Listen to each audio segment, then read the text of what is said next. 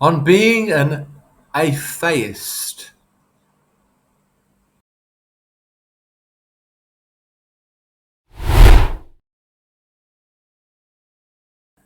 I have a word of advice for people who don't believe in gods or a god. Don't define yourself or let others define you as an atheist. To do so is to bind yourself too closely, albeit by negation, to a particular form of belief, a particular belief system. There are many things, a vast many things, that I don't believe in, but I don't define myself or my beliefs in terms of them. For example, I happen not to believe in fairies, but I don't define myself as an a-fée-ist. You see the clever pun there? Well, kind of. Defining myself as an atheist would be like defining myself as a non-Frenchman.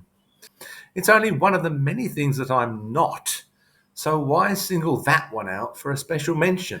Atheism is not a particularly helpful and is in fact a decidedly negative way to describe my position towards the world and my relationship to what may be broadly termed spirituality.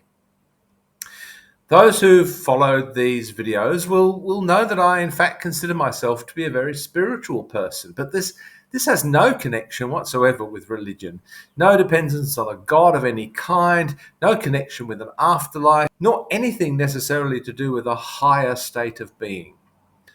It's not even very closely connected with morality or ethics. Spirituality has to do with how the right brain perceives and sometimes constructs reality.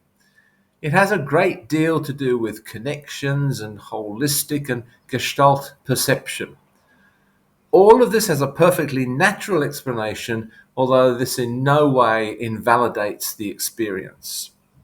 The difference really enters in when we begin to interpret these experiences. I would say that this interpretation begins during and not just after the experience. The experience is already itself shaped to a large extent by prior beliefs and experiences. Once the conscious process of interpretation has begun, there's a vast gulf between how I understand these experiences and how traditional religious and spiritual systems understand them. And I will object strongly if someone asserts that, see, you do believe in God after all, as does happen from time to time. I don't. Nothing is gained and much is lost by applying the word God to any part of this experience. Although I've used the term spiritual here, I hesitate to use it too because it's so easily misinterpreted. It carries almost as many unhelpful connotations as the word God itself.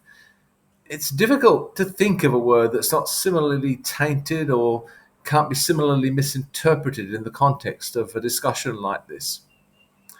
By the word spiritual, I mean no more, and just as certainly no less, than what I experienced when I'm moved by a piece of music, a great painting, a wonderful poem, or a beautiful sunset.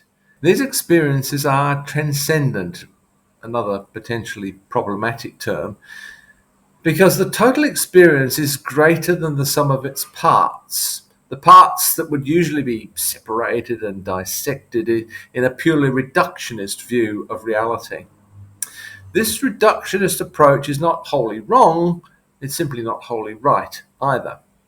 In short, I will not describe myself as an atheist because to do so is to let theism define me, and I will not do that.